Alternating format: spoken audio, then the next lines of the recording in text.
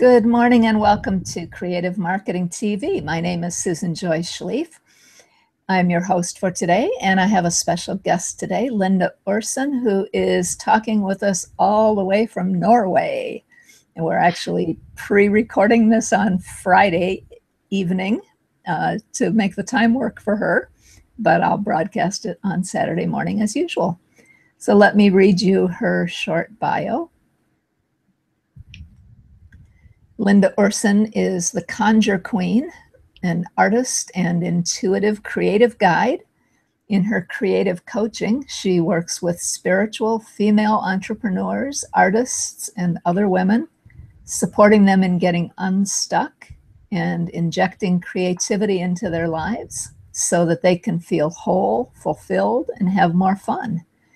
You can find her at http://lindaursin.net, and we'll share that with you at the end of the broadcast as well and on the video page once it's finished. So welcome, Linda. I'm really excited to have you here as my guest today. Thanks, Susan. I'm excited to be here. Great. It's fun to be asked. Yeah, and I appreciate you filling in at very short notice as well. So why don't we, to get started, just tell us a little bit about why you're so interested in creativity. It's something I call myself a multi-creative. I create in so many different ways, and it's probably what's helped me through a lot of the issues I've been struggling with. In my youth, it was bullying, and then it was chronic pain, bad relationships, things like that. Sort of takes your mind off of everyday life and lets you play for a while. Mm-hmm. The creative process. Yeah, and it's also one of the basic human needs, according to some scientists, the self-expression. Well, that makes a lot of sense to me. I know I certainly experience that. Do you find that's true with most of the people that you work with, that they just really have this need to create and express themselves? Yeah, I think most people have a need to express themselves in some way. They might not see it as creativity, but it still is some kind of creating.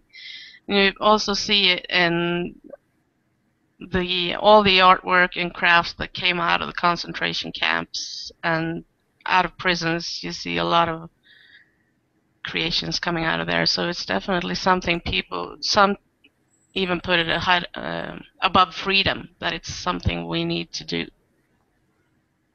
We need to, even if it's just creative thinking or something like that, we need to express ourselves in some way. Mm-hmm. Well, that's interesting. It is. I have heard that too, that even people in very difficult situations it's like that's one of the things that helps them actually get through the situation. So yeah. In that sense, I guess you're probably right that it might be more important than freedom. If people aren't free, they can at least still express themselves creatively. Yes. Yeah, there's a group in Africa that's started a symphonic orchestra, even though they have next to nothing. They made their own instruments, and I think it's fun to see how little you need to actually make something. Mm-hmm. You don't actually have to go out and buy that very expensive set of paints. That's true. Or a piano or an electric guitar or anything like that. Yeah. Very just simple.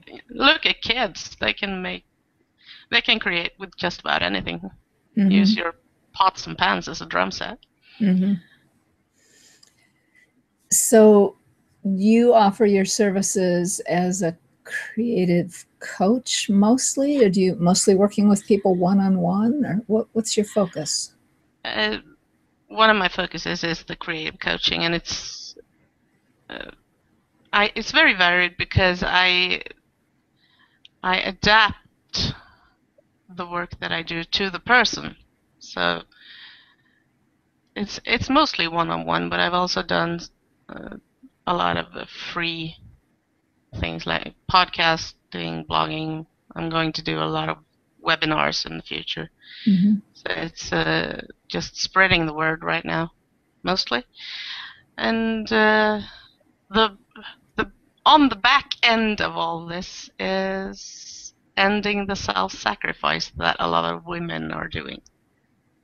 Can you say more about that? So, a lot of women get busy. We have a lot of responsibilities and take on even more than we should. And one of the first things to go is often self-expression. When you have too many things that you feel you have to do, you drop hobbies and artistic expression. You drop the fun stuff before you say no. So it's sort of the hidden motive is to get rid of this. People sacrificing their lives more or less just to get by. Well, that's interesting because, you know, in our modern culture, many of us don't have time to do everything that we want to do or need to do, and we have to make choices. So yeah, what I'm hearing you say is just to make sure that those choices are not neglecting an important part of your own self-care and self-nurturing, which the creativity can be, right? Yeah, it's just to be careful what you say yes to, so you actually have some room left in your life to have a life. And it's not just all a chore. Right. It can so easily become that. Yeah, absolutely. I know my current situation is I'm working a full-time job and trying to get a business going, which hopefully eventually will replace my job, but I'm not there yet.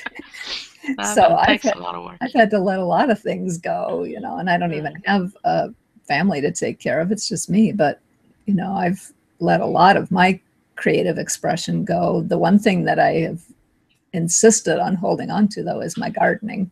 My little container garden on my back porch is a creative expression for me, as well as a health-related thing and part of my spiritual connection with nature. So, but yeah, it can be very meditative to just stick your hands in the dirt. Definitely. And the part I love the best is going out and harvesting fresh greens for my salad every evening, you know. Yeah. It always tastes better when it's homegrown. Yeah, definitely. Yeah, and that's a very creative thing for me. But let's talk a little bit maybe about how people could build some of that creativity into their business or their work or whatever it is that, you know, can we make that process more creative and more expressive? Yeah, it's definitely possible. It all depends on which kind of creativity is your favorite. If you prefer singing, then by all means do. There's nothing saying that you shouldn't sing. Just look at Marie Forleo. She does rap videos in the middle of her in the middle of her marketing videos. So you can definitely put creativity in there, whether it's doing sketches for your own blog graphics or your own website background. But you can also dance while you vacuum and sing while you do the dishes. So it's not just limited to business, but anywhere you can fit it in. True, that's a good point. Sometimes you have to scale it down, so you can add the small parts here and there. It might not always be visible for everyone else, but you get to be a little bit creative. I like that. Yeah, I do sometimes dance while I wash the dishes. As long as you don't, as long as you're not holding a glass with a soapy hand while you do some big move. Right. Actually, I've been known to dance sitting at my desk too. So. Yeah, I've done that too. In terms of creativity in the business process, the other thing that I always think of, and I wonder if you have some thoughts to share on this maybe, is not only is it helping us as individuals to have that creative expression, but it also makes our marketing material more engaging, I think, the more creative we can be with it. and more engaging and more more authentic. More authentic, yeah. Yeah. So you show more of yourself Mm-hmm. in a way if you put your own creativity into it instead of just standing there with being a talking head on YouTube. Right. Or using the standard stock photos, or, Yeah. whatever the more boring choices might be. Yeah, I Do, use a lot of my own photos for my materials. do you? Yeah. Do Yeah. you shoot specifically with certain topics in mind, or do you then just go back and look at what you have and find something that works? I usually write up the blog post and then see what I have, and if I don't have anything, I make something. Mm-hmm. Sometimes I do use stock photos, but then I usually do something to them. Mm-hmm. Mm-hmm. Either alter them or add some text or make them a little bit better by cropping them out and making the composition look nicer. Yeah, a little more eye-catching. Yeah, Mm. I do too. I wonder sometimes, we were talking about expressing more of yourself through your marketing. Yeah. Do you think that is part of what holds some people back from doing that? That they don't want to be that out front, that vulnerable with their You have, prospects? of course, you do have a lot of people who don't want to open up that much, but you also have a lot of people who don't really know how. Mm, That they don't know how they can involve more of themselves in their marketing. They can't see how, for example, their artwork might fit into their career coaching. mm. It's So just let's seeing the connection. Yeah. So let's explore that a little bit. What kind of a process might you take someone through to help them expand in that area, and to see how they can bring more of their own personal expression into their marketing? How would you help someone with that? I'm not a particular marketing coach, but I would probably suggest that some minor tweaks to begin with. Say if they do videos, that they could have their artwork or quilts or whatever it is in the background instead of a plain white background. Mm-hmm. Just to Just to add show. some personality and color to what they Yeah. do. Yeah, I like that.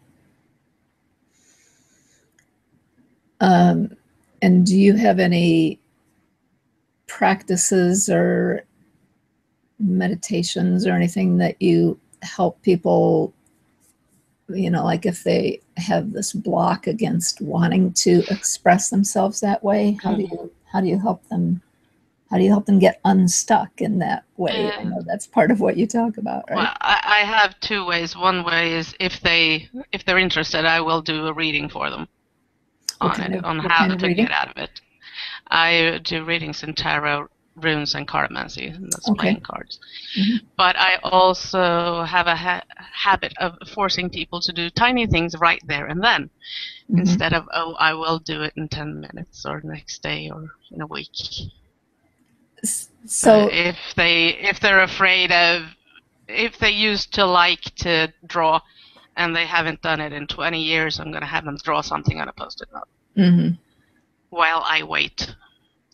So they can't get away from it. They have to Okay. actually sit down and do it, because then it gets easier next time Yeah. because you've already done it and it wasn't that as scary as you thought. Right. Well, I was going to offer myself for you to experiment on, but I don't usually have any trouble expressing myself. So, Well, I, um, I don't really have any problems expressing myself either. I mean, Some people might not like the expression, but that's their right, problem. right.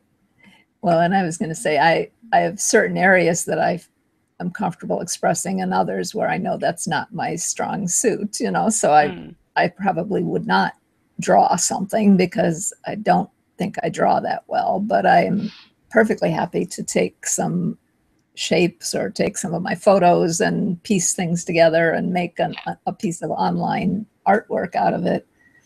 I just don't. We all have our strong points. Yeah.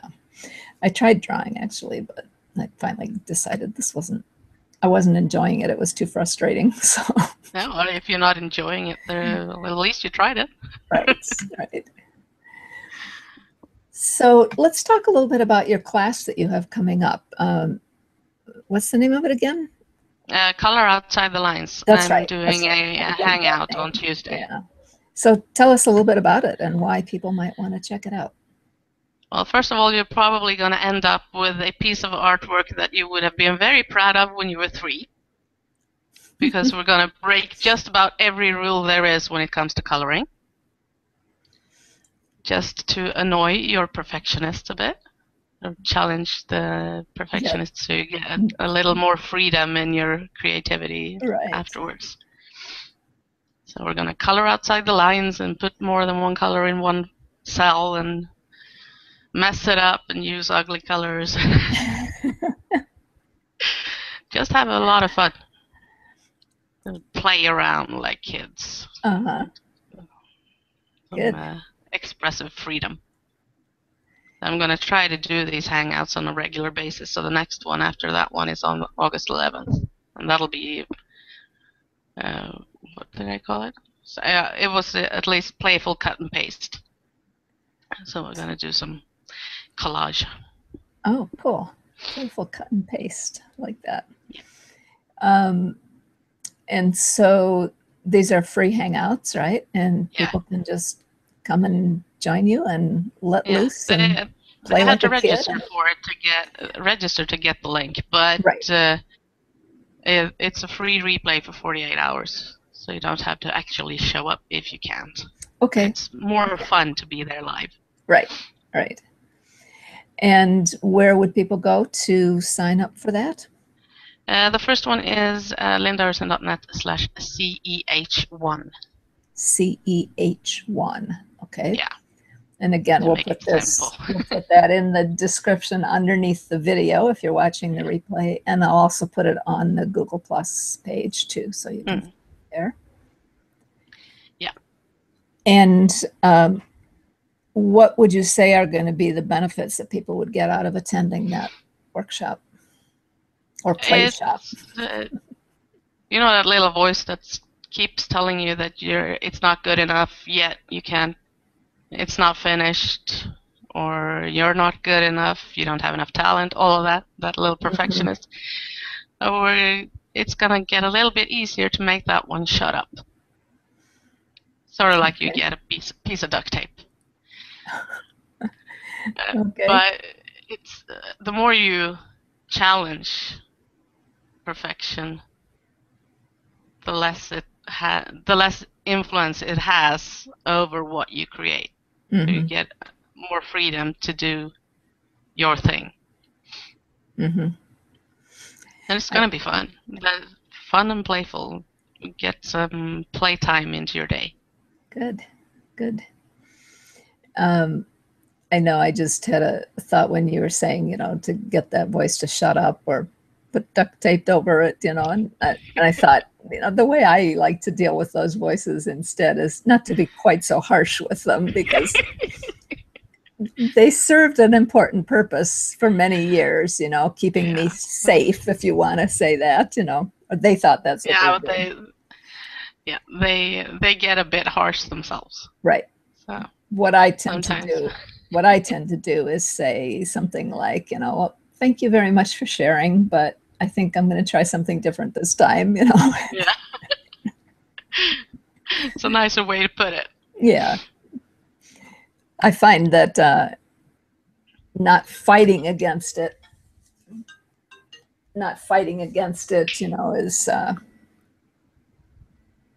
pushing actually makes it push back sometimes, I guess is what I'm trying to say. Yeah. There's pushing and there's pushing too hard. Right. So if you challenge it in small steps, you can expand that freedom. Right. But if you start pushing back like a steamroller, then you're going to have a problem. Right. Yeah. So what other tips can you share with people about maybe finding where some of those barriers are and helping to nudge through them a little bit? Your workshop will give them some, but what else could they do on their own maybe? Experiment. If you see something that looks cool, like I have a Pinterest board full of a creative experimentation where you can try different things. Try something that you haven't tried before, go somewhere you haven't gone, and just experiment with places, spaces, tools, techniques, instead of staying in the comfortable. Try to expand your horizons a bit. So yeah, it sounds like Pinterest would be a good place for people to follow you, right? And to get some ideas. It can be addictive though. It can be, definitely. Pinterest can be addictive. Definitely. You can get stuck. But it's a fun place for creative people, I know, or for people who are looking for creative ideas to try out. Yeah, it's a very visual place. Yep. You also have a lot of tips and tricks for different things. Definitely. Speaking of trying out new tools, have you tried playing with Canva yet? Is that when you've experimented? Canva, I've used it a couple of times, but I prefer to do my own graphics. Yeah, I used to do mine all. I used to do mine all through PowerPoint because I'm used to using PowerPoint for a lot of things, and I still do like to use that. But I am really loving Canva. There are certain things that PowerPoint is not so good at, and I'm using Canva more and more for that now. It's very, very easy to use. Yeah, it's very easy to use. And another one is PicMonkey is also. Too. Yeah. Yeah, and PicMonkey is good too. Yeah. I worked in an ad agency a number of years ago, and I've been a graphic designer since. So I prefer to do my own because I have total control over the process, and I can do them faster than going into Canva and figuring out which font to use and all of that. Do you work mostly in Photoshop then, or? I use GIMP, Photoshop, Illustrator, and also what was that? Inkscape on occasion. Because I used to use CorelDRAW, but I couldn't get a license for it myself, so I switched to Inkscape for that. Yeah, I've been experimenting a little bit with Inkscape. I spend hours trying to figure out what I'm doing in there. So just ask. I need to ask someone who's used it. I've been watching tutorials on YouTube, and then trying to do things, and sometimes the tutorials are not the best. So. No, some tutorials are downright bad. Same goes for Photoshop tutorials. Not all of them are as good. Yeah, it's interesting because I love to do that kind of stuff, but I don't really have any graphic arts training. So no, you don't really need it. It's sort of, you can learn a lot by trying. Right, but then when same as you don't need art school to be an artist. Yeah, that's true. That's true. Yep. Well, we have about 3 or 4 minutes left, Linda. What else would you like to tell our audience? Any tips that you want to recommend, or anything that I didn't ask you yet that I should have? Well, something I would like to mention is that I have a group on Facebook that's called Creative Explorers, and if you need a safe place to share creative expression and get some support, that's a good place to be, because it's closed, so no one can see what you post. Okay, and what's the name again? Creative Explorers. Okay, so people can just ask to join, and then you'll let them in? Yeah. We also have some weekly prompts that you can try your hands at. Great. Great. So when you have watched this recording, folks, you can look for those resources in the description underneath the video, or if you're on my Google Plus page, Creative Marketing TV, you can look for that information there. I'll have Linda make a post there too, so you have her name and you can connect with her, and connect with her on Google Plus or on Pinterest or on Facebook or I'm on her everywhere. website. She's all over, right? And try to make the hangout if you can. It sounds like it's going to be a lot of fun. Yeah. All right, so just to wrap up here, how about maybe 2 things that you would like to recommend people try in the next week to get them a little bit juiced about being more creative? Take a photo from your hip. Hmm. Instead of putting it up in front of your face, bring it down to your hip and see what you catch. All right, I'll try that. Another thing, if you're partial to drawing or painting, instead of using fine strokes, try using your whole arm from your shoulder. Let's see. You get bigger strokes, but you also have less control. Or you can hold the end of your pen or brush instead of down at the tip. Yeah. And less control, more fun. Right, right. Or you can just try watercolor because you have very little control watercolor there. Right? Things happen with watercolor. Yep. And you can't fix mistakes with watercolors.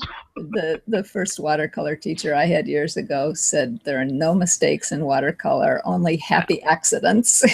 Yeah. Well, the thing about watercolor is let the paint go where it wants to go. Don't try to control it because you're not going to be able to. Right. Well, Linda, it's been a lot of fun talking to you and getting to know a little bit more about what you're doing. So thank you so much for being here. And again, thanks for having me. You're welcome. And if people are interested in checking out your Hangout, why don't you give us that URL one more time? Yes, it's lindaursin.net/CEH1. Okay, great. And again, we'll have those resources listed under the video and on the Google Plus page as well. So thank you all for watching this in the future when it's posted. And Linda, thanks again for being here. Thanks.